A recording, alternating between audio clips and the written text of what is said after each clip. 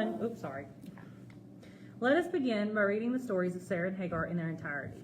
So we talked about it kind of tonight, about when we start, the way I look at doing Bible studies is when you first approach either a character in the Bible, a story, a parable, a proverb, a psalm, whatever it is, when you first approach a piece of the Bible that you want to study, I always say that there's probably several ways to go about it. There's the way of studying, like if you were to look at a tree in a forest, if you were going to study a forest, you could go individually and look at each individual tree, study the bark of the tree, study that individual tree, get really well knowledge of that tree, and then go to the next one. Or you could take a step back and you could study the tree and the forest from across the prairie, right? You could see the whole forest and the way it looks as a whole. Or you could get in a plane and you could fly over the forest and see how that forest interacts with like the city a couple miles away, the prairie next door, the whatever, okay? So when we look at it, I always try to start the Bible study by looking at the entire verses, all of the verses. That's what I'm trying to say. I try to start by looking at all of the verses that pertain to the characters we're looking at. So in this Bible study, we're looking at, I almost said the one that I've been writing on. This one, we're looking at Sarah and Hagar, and we're looking at their stories. So we're going to read through those tonight and kind of give a little gist about it. If you have anything to say, interject it, and go from there. Y'all know that as we go into this, we've been breaking down each set of verses that we look at tonight. We will focus on the passages that highlight these women rather than every chapter involving Abraham and Isaac, as the broader narrative can sometimes overshadow Sarah and Hagar. I know for a lot of women, or a lot of Christians, sometimes we don't even know who Hagar is. And that's nothing to be ashamed of, necessarily. It's just she gets overshadowed so easily by Abraham and Isaac because they're fathers of the faith. Like, the story of Abraham offering Isaac on the mountain happens right around Hagar's story and Sarah's story, and a lot of times it gets overshadowed by things like that. To understand Sarah, we must consider Abraham and God's promise from her perspective. Similarly, to understand Hagar, we need to view both Sarah and Abraham through her eyes. In the days ahead, after we have read their stories in full, we will dive into the narrative piece by piece to gain a deeper understanding of each woman and her perspective on the God we serve. Their story begins in Genesis 11:27 through 32. Now this is the history of the generations of Terah. Terah became the father of Abram, Nahor, and Haran. Haran became the father of Lot. Haran died in the land of his birth, in Ur of the Chaldees, while his father Terah was still alive. Abram and Nahor married wives. The name of Abram's wife was Sarai, and the name of Nahor's wife was Milcah, the daughter of Haran, who was also the father of Iscah. Sarai was barren. She had no child. Terah took Abram, his son, Lot, the son of Haran, his son's son, and Sarai, his daughter-in-law, his son Abram's wife. They went from Ur of the Chaldees to go into the land of Canaan. They came to Haran and lived there. The days of Terah were 205 years. Terah died in Haran. You might hear me go from Abram to Abraham or Sarai to Sarah. They're the same people. So later on, as we read, you'll see where God changes their names from Abram and Sarai to Abraham and Sarah. So just so you know, if you hear Sarai, it's Sarah. If you hear Abram, it's Abraham. Same people. Genesis 12:1 through 20. Now Yahweh said to Abram, "Leave your country and your relatives and your father's house and go to the land that I will show you. I will make of you a great nation. I will bless you and make your name great. You will be a blessing. I will bless those who bless you, and I will curse him who treats you with contempt. All the families of the earth will be blessed through you." So Abram went as Yahweh had told him. Lot went with him. Abram was 75 years old when he departed from Haran. Abram took Sarai his wife, Lot his brother's son, all their possessions that they had gathered, and the people whom they had acquired in Haran, and they went to go into the land of Canaan. They entered into the land of Canaan. Abram passed through the land to the place of Shechem, to the oak of Moreh. At that time, Canaanites were in the land. Yahweh appeared to Abram and said, "I will give this land to your offspring." He built an altar there to Yahweh, who had appeared to him. He left from there to go to the mountain on the east of Bethel, and pitched his tent, having Bethel on the west and Ai on the east. There he built an altar to Yahweh and called on Yahweh's name. Abram traveled, still going on toward the south. There was a famine in the land. Abram went down into Egypt to live as a foreigner there, for the famine was severe in the land. When he had come near to enter Egypt, he said to Sarai his wife, "See now, I know that you are a beautiful woman to look at. It will happen that when the Egyptians see you, they will say, 'This is his wife.' They will kill me, but they will save you alive. Please say that you are my sister, that it may be well with me for your sake, and that my soul may live because of you." When Abram had come into Egypt, some Egyptians saw that the woman was very beautiful. The princes of Pharaoh saw her and praised her to Pharaoh, and the woman was taken into Pharaoh's house. He dealt well with Abram for her sake. He had sheep, cattle, male donkeys, male servants, female donkeys, and camels. Yahweh afflicted Pharaoh and his house with great plagues because of Sarai, Abram's wife. Pharaoh called Abram and said, "What is this that you have done to me? Why didn't you tell me that she was your wife? Why did you say she is my sister, so that I took her to be my wife? Now therefore, see your wife, take her and go your way." Pharaoh commanded men concerning him, and they escorted him away with his wife and all that he had. Genesis 13, 1 through 18. Abram went up out of Egypt, he, his wife, all that he had, and Lot with him, into the south. Abram was very rich in livestock, in silver, and in gold. He went on his journeys from the south as far as Bethel, to the place where his tent had been at the beginning, between Bethel and Ai, to the place of the altar, which he had made there at the first. There Abram called on Yahweh's name. Lot also, who went with Abram, had flocks, herds, and tents. The land was not able to bear them, that they might live together, for their possessions were so great that they couldn't live together. There was strife between the herdsmen of Abram's livestock and the herdsmen of Lot's livestock. The Canaanites and the Perizzites lived in that land at that time. Abram said to Lot, "Please let there be no strife between you and me, and between your herdsmen and my herdsmen, for we are relatives. Isn't the whole land before you? Please separate yourself from me. If you go to the left hand, then I will go to the right. Or if you go to the right hand, then I will go to the left." Lot lifted up his eyes and saw all the plain of the Jordan, that it was well watered everywhere, before Yahweh destroyed Sodom and Gomorrah, like the garden of Yahweh, like the land of Egypt, as you go to Zoar. So Lot chose the plain of the Jordan for himself. Lot traveled east, and they separated themselves from one another. Abram lived in the land of Canaan, and Lot lived in the cities of the plain, and moved his tent as far as Sodom. Now the men of Sodom were exceedingly wicked and sinners against Yahweh. Yahweh said to Abram, after Lot was separated from him, "Now lift up your eyes and look from the place where you are, northward and southward, and eastward and westward.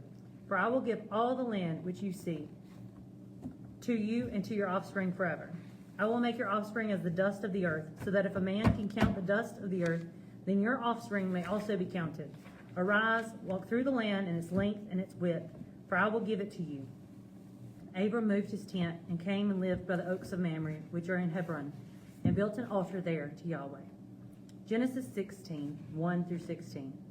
Now Sarai, Abram's wife, bore him no children. She had a servant, an Egyptian, whose name was Hagar. Sarai said to Abram, "See now, Yahweh has restrained me from bearing. Please go in to my servant. It may be that I will obtain children by her." Abram listened to the voice of Sarai. Sarai, Abram's wife, took Hagar the Egyptian, her servant, after Abram had lived 10 years in the land of Canaan, and gave her to Abram, her husband, to be his wife. He went in to Hagar, and she conceived. When she saw that she had conceived, her mistress was despised in her eyes. Sarai said to Abram, "This is wrong. This wrong is your fault. I gave my servant into your bosom, and when she saw that she had conceived, she despised me. May Yahweh judge between me and you." But Abram said to Sarai, "Behold, your maid is in your hand. Do to her whatever is good in your eyes." Sarai dealt harshly with her, and she fled from her face. Yahweh's angel found her by a fountain of water in the wilderness, by the fountain on the way to Shur. He said, "Hagar, Sarai's servant, where did you come from? Where are you going?" She said, "I am fleeing from the face of my mistress Sarai." Yahweh's angel said to her, "Return to your mistress and submit yourself under her hands." Yahweh's angel said to her, "I will greatly multiply your offspring, that they will not be counted for multitude." Yahweh's angel said to her, "Behold, you are with child, and will bear a son. You shall call his name Ishmael, because Yahweh has heard your affliction. He will be like a wild donkey among men. His hand will be against every man, and every man's hand against him. He will live opposed to all of his brothers." She called the name of Yahweh who spoke to her, "You are a God who sees." For she said, "Have I even stayed alive after seeing him?" Therefore the well was called Bir Lahai Roi. Behold, it is between Kadesh and Bered. Hagar bore a son for Abram. Abram called the name of his son, whom Hagar bore, Ishmael. Abram was 86 years old when Hagar bore Ishmael to Abram. Genesis 17, 1 through 27. When Abram was 99 years old, Yahweh appeared to Abram and said to him, I am God Almighty. Walk before me and be blameless. I will make my covenant between me and you, and will multiply you exceedingly. Abram fell on his face. God talked with him, saying, As for me, behold, my covenant is with you. You will be the father of a multitude of nations. Your name will no more be called Abram, but your name will be Abraham. For I have made you the father of a multitude of nations. I will make you exceedingly fruitful, and I will make nations of you. Kings will come out of you. I will establish my covenant between me and you and your offspring after you throughout their generations for an everlasting covenant, to be a God to you and to your offspring after you. I will give to you and to your offspring after you the land where you are traveling, all the land of Canaan, for an everlasting possession. I will be their God. God said to Abraham, As for you, you shall keep my covenant, you and your offspring after you throughout their generations. This is my covenant which you shall keep, between me and you and your offspring after you. Every male among you shall be circumcised. You shall be circumcised in the flesh of your foreskin. It will be a token of the covenant between me and you. He who is 8 days old shall be circumcised among you, every male throughout your generations. He who is born in the house or bought with money from any foreigner who is not of your offspring, he who is born in your house and he who is bought with your money must be circumcised. My covenant shall be in your flesh for an everlasting covenant. The uncircumcised male who is not circumcised in the flesh of his foreskin, that soul shall be cut off from his people. He has broken my covenant. God said to Abraham, As for Sarai your wife, you shall not call her name Sarai, but her name shall be Sarah. I will bless her, and moreover I will give you a son by her. Yes, I will bless her, and she will be a mother of nations. Kings of peoples will come from her. Then Abraham fell on his face and laughed and said in his heart, Will a child be born to him who is 100 years old? Will Sarah, who is 90 years old, give birth? Abraham said to God, Oh, that Ishmael might live before you. God said, No, but Sarah your wife will bear you a son. You shall call his name Isaac. I will establish my covenant with him for an everlasting covenant for his offspring after him. As for Ishmael, I have heard you. Behold, I have blessed him, and will make him fruitful, and will multiply him exceedingly. He will become the father of 12 princes, and I will make him a great nation. But I will establish my covenant with Isaac, whom Sarah will bear to you at this set time next year. When he finished talking with him, God went up from Abraham. Abraham took Ishmael his son, all who were born in his house, and all who were brought with his money, every male among the men of Abraham's house, and circumcised the flesh of their foreskin in the same day as God had said to him. Abraham was 99 years old when he was circumcised in the flesh of his foreskin. Ishmael his son was 13 years old when he was circumcised in the flesh of his foreskin. In the same day both Abraham and Ishmael his son were circumcised. All the men of his house, those born in the house, and those bought with money from a foreigner, were circumcised with him. Genesis 18, 1 through 33. Yahweh appeared to him by the oaks of Mamre, as he sat in the tent door in the heat of the day. He lifted up his eyes and looked, and saw that 3 men stood near him. When he saw them, he ran to meet them from the tent door, and bowed himself to the earth, and said, My Lord, if now I have found favor in your sight, please don't go away from your servant. Now let a little water be fetched. Wash your feet, and rest yourselves under the tree. I will get a piece of bread, so you can refresh your heart. After that you may go your way, now that you have come to your servant. They said, Very well, do as you have said. Abraham hurried into the tent to Sarah and said, Quickly, prepare 3 seahs of fine meal, knead it, and make cakes. Abraham ran to the herd and fetched a tender and good calf, and gave it to the servant. He hurried to dress it. He took butter, milk, and the calf which he had dressed, and set it before them. He stood by them under the tree, and they ate. They asked him, Where is Sarah your wife? He said, There in the tent. He said, I will certainly return to you at about this time next year, and behold, Sarah your wife will have a son. Sarah heard it in the tent door, which was behind him. Now Abraham and Sarah were old, well advanced in age. Sarah had passed the age of childbearing. Sarah laughed within herself, saying, After I have grown old, will I have pleasure, my Lord being old also? Yahweh said to Abraham, Why did Sarah laugh, saying, Will I really bear a child when I am old? Is anything too hard for Yahweh? At the set time I will return to you, when the season comes around, and Sarah will have a son. Then Sarah denied it, saying, I didn't laugh, for she was afraid. He said, "No, but you did laugh." The men rose up from there and looked toward Sodom. Abraham went with them to see them on their way. Yahweh said, "Will I hide from Abraham what I do? Since Abraham will surely become a great and mighty nation, and all the nations of the earth will be blessed in him. For I have known him, to the end that he may command his children and his household after him, that they may keep the way of Yahweh, to do righteousness and justice, to the end that Yahweh may bring on Abraham that which he has spoken of him." Yahweh said, "Because the cry of Sodom and Gomorrah is great, and because their sin is very grievous, I will go down now and see whether their deeds are as bad as the reports which have come to me. If not, I will know." The men turned from there and went toward Sodom. But Abraham stood yet before Yahweh. Abraham came near and said, "Will you consume the righteous with the wicked? What if there are 50 righteous within the city? Will you consume and not spare the place for the 50 righteous who are in it? May it be far from you to do things like that, to kill the righteous with the wicked, so that the righteous should be like the wicked. May that be far from you. Shouldn't the judge of all the earth do right?" Yahweh said, "If I find in Sodom 50 righteous within the city, then I will spare the whole place for their sake." Abraham answered and said, "See now, I have taken it on myself to speak to the Lord, although I am dust and ashes. What if there will lack 5 of the 50 righteous? Will you destroy all the city for lack of 5? He said, "I will not destroy it if I find 45 there." He spoke to him yet again and said, "What if there are 40 found there?" He said, "I will not do it for the 40's sake." He said, "Oh, don't let the Lord be angry, and I will speak. What if there are 30 found there?" He said, "I will not do it if I find 30 there." He said, "See now, I have taken it on myself to speak to the Lord. What if there are 20 found there?" He said, "I will not destroy it for the 20's sake." He said, "Oh, don't let the Lord be angry, and I will speak just once more. What if 10 are found there?" He said, "I will not destroy it for the 10's sake." Yahweh went his way as soon as he had finished communing with Abraham, and Abraham returned to his place.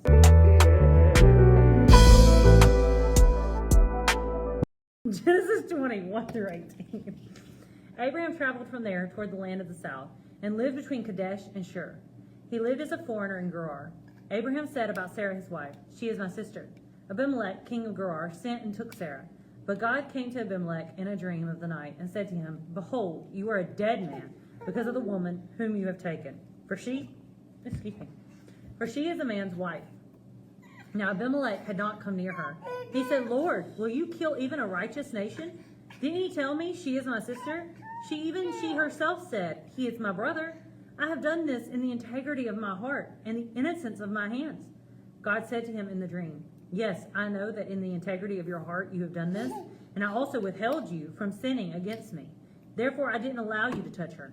Now therefore restore the man's wife, for he is a prophet, and he will pray for you, and you will live. If you don't restore her, know for sure that you will die, you and all who are yours." Abimelech rose early in the morning and called all his servants, and told all these things in their ear. The men were very scared. Then Abimelech called Abraham and said to him, "What have you done to us? How have I sinned against you, that you have brought on me and on my kingdom a great sin? You have done deeds to me that ought not to be done." Abimelech said to Abraham, "What did you see that you have done this thing?" Abraham said, "Because I thought, surely the fear of God is not in this place. They will kill me for my wife's sake. Besides, she is indeed my sister, the daughter of my father, but not the daughter of my mother, and she became my wife. When God caused me to wander from my father's house, I said to her, 'This is your kindness which you shall show to me.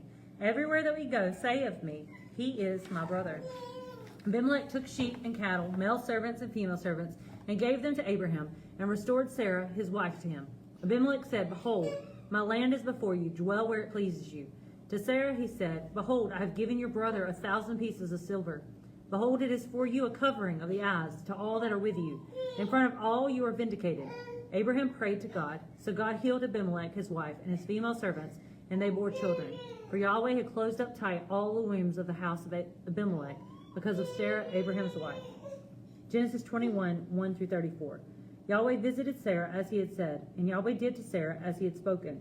Sarah conceived and bore Abraham a son in his old age, at the set time of which God had spoken to him. Abraham called his son who was born to him, whom Sarah bore to him, Isaac. Abraham circumcised his son Isaac when he was 8 days old, as God had commanded him. Abraham was 100 years old when his son Isaac was born to him. Sarah said, "God has made me laugh. Everyone who hears will laugh with me." She said, "Who would have said to Abraham that Sarah would nurse children? For I have borne him a son in his old age." The child grew and was weaned. Abraham made a great feast on the day that Isaac was weaned. Sarah saw the son of Hagar the Egyptian, whom she had borne to Abraham mocking. Therefore she said to Abraham, "Cast out this servant and her son, for the son of this servant will not be heir with my son Isaac." The thing was very grievous in Abraham's sight on account of his son. God said to Abraham, "Don't let it be grievous in your sight because of the boy and because of your servant. In all that Sarah says to you, listen to her voice, for your offspring will be named through Isaac. I will also make a nation of the son of the servant, because he is your child." Abraham rose up early in the morning and took bread and a container of water and gave it to Hagar, putting it on her shoulder, and gave her the child and sent her away. She departed and wandered in the wilderness of Beersheba. The water in the container was spent, and she put the child under one of the shrubs. She went and sat down opposite him, a good way off, about a bow shot away. For she said, "Don't let me see the death of the child." She sat opposite him and lifted up her voice and wept. God heard the voice of the boy. The angel of God called to Hagar out of the sky and said to her, "What troubles you, Hagar? Don't be afraid, for God has heard the voice of the boy where he is. Get up, lift up the boy, hold him with your hand, for I will make him a great nation." God opened her eyes, and she saw a well of water. She went, filled the container with water, and gave the boy a drink. God was with the boy, and he grew. He lived in the wilderness, and as he grew up, he became an archer. He lived in the wilderness of Paran. His mother got a wife for him out of the land of Egypt. At that time, Abimelech and Phicol, the captain of his army, spoke to Abraham, saying, "God is with you in all that you do. Now, therefore, swear to me here by God that you will not deal falsely with me, nor with my son, nor with my son's son, but according to the kindness that I have done to you, you shall do to me, and to the land in which you have lived as a foreigner." Abraham said, "I will swear." Abraham complained to Abimelech because of a water well, which Abimelech's servants had violently taken away. And Abimelech said, "I don't know who has done this thing. You didn't tell me, and I didn't hear of it until today." Abraham took sheep and cattle and gave them to Abimelech. Those two made a covenant. Abraham set 7 ewe lambs of the flock by themselves. Abimelech said to Abraham, "What do these 7 ewe lambs which you have set by themselves mean?" He said, "You shall take these 7 ewe lambs from my hand, that it may be a witness to me, that I have dug this well." Therefore he called that place Beersheba, because they both swore an oath there. So they made a covenant at Beersheba. Abimelech rose up with Phicol, the captain of his army, and they returned into the land of the Philistines. Abraham planted a tamarisk tree in Beersheba, and there he called on the name of Yahweh, the everlasting God. Abraham lived as a foreigner in the land of the Philistines many days. Genesis 23, 1-20. Sarah lived 127 years. This was the length of Sarah's life. Sarah died in Kiriath Arba, also called Hebron, in the land of Canaan. Abraham came to mourn for Sarah and to weep for her. Abraham rose up from before his dead and spoke to the children of Heth, saying, "I am a stranger and a foreigner living with you. Give me a possession of a burying place with you, that I may bury my dead out of my sight." The children of Heth answered Abraham, saying to him, "Hear us, my lord. You are a prince of God among us. Bury your dead in the best of our tombs. None of us will withhold from you his tomb. Bury your dead." Abraham rose up and bowed himself to the people of the land, to the children of Heth.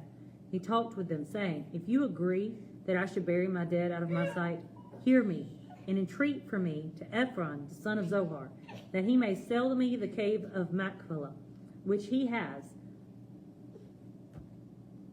which is in the end of his field. For the full price, let him sell it to me among you as a possession for a burial place." Now Ephron was sitting in the middle of the children of Heth. Ephron the Hittite answered Abraham in the hearing of the children of Heth, even of all who went in at the gate of his city, saying, "No, my lord, hear me. I give you the field, and I give you the cave that is in it. In the presence of the children of my people, I give it to you. Bury your dead." Abraham bowed himself down before the people of the land. He spoke to Ephron in the audience of the people of the land, saying, "But if you will please hear me, I will give the price of the field. Take it from me, and I will bury my dead there." Ephron answered Abraham, saying to him, "My lord, listen to me. What is a piece of land worth 400 shekels of silver between me and you? Therefore bury your dead." Abraham listened to Ephron. Abraham weighed to Ephron the silver which he had named in the hearing of the children of Heth, 400 shekels of silver, according to the current merchant standard. So the field of Ephron, which was in Machpelah, which was before Mamre, the field, the cave which was in it, and all the trees that were in the field, that were in all of its borders, were deeded to Abraham for possession in the presence of the children of Heth, before all who went in at the gate of his city. After this, Abraham buried Sarah his wife in the cave of the field of Machpelah, before Mamre, that is Hebron, in the land of Canaan. The field and the cave that is in it were deeded to Abraham by the children of Heth as a possession for a burial place. Now that entails all the scripture that we look at, or is alluded to, or God just put on our hearts, put in there, and that will be looked at in the Bible study that pertains to Sarah and Hagar.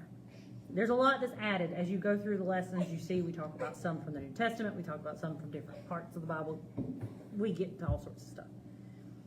If you have the book, then after that, there's questions, and there's a prayer, and there's a spot that says letter to God, and there's a coloring page. Now, if you don't have the book and you're just listening to this like it's in podcast style, that's fine. There's nothing wrong with that. Do that. Whatever. If you have the book, then, or if you want to get the book, you can get it on Amazon. But this section is for you to, after you've read the story in its entirety, to sit with God and meditate on it. In Hebrew, in the Hebrew understanding of the word meditate, it means to mumble under your breath. So we're intended to meditate on God's word by mumbling it back to ourselves constantly. So when we read scripture, we're to think on it constantly and meditate on it day and night, and think about it and turn it and chew it, kind of like you're chewing steak, right? Breaking it down. So the reason we put, or I guess, whatever. The reason that the verses are in the first lesson, and that's all that the first lesson is usually, is because I want you personally to meditate on it. Because God can speak to all of us about different things through the same set of verses. So I know, like me and you, we do this all the time. Every time we're doing a Bible study, we'll read the verses, and she'll get something different than I got. And we'll talk about, I know, baby. Sorry. And so we'll talk about it, and we'll break it down together more and more and more until we have a better understanding of it, until we can share it with other people. So if you have your book, take that time to meditate on it. And the questions may help you, they may not. And I hope they do, but if they don't, give me some grace. I apologize to you, and I'm sorry. I hope it helps. If not, God can speak to you without me. If they don't, they might help you realize something later on. That's true. And that's another thing, is God doesn't need me to speak to you. You don't need me to hear from God. I am nobody. Nobody. I am just trying to be here for you and to walk alongside you and serve God.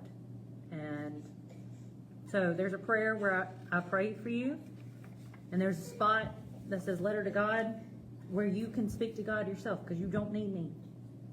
You tell God what's on your heart. You tell him what you need, what you're concerned about. He hears you. He sees you. He cares for you. Take advantage of it. Speak to him. And there's a coloring page, because like I said, meditating on God's word is just chewing it up like you're chewing a steak. You're breaking it down. You're thinking on it. You're continuing to process that one piece over and over again. So in the coloring pages, there's a verse that I hope will either call to mind a piece of the scripture we looked at in each lesson, or that particular verse, or whatever. And you just have room to color and think about it, if that's something you're interested in. If you're not, skip it. It's between you and God. It's not the only thing to me. Skip it if you don't want it. Because you don't need me. You got this. Anything to say?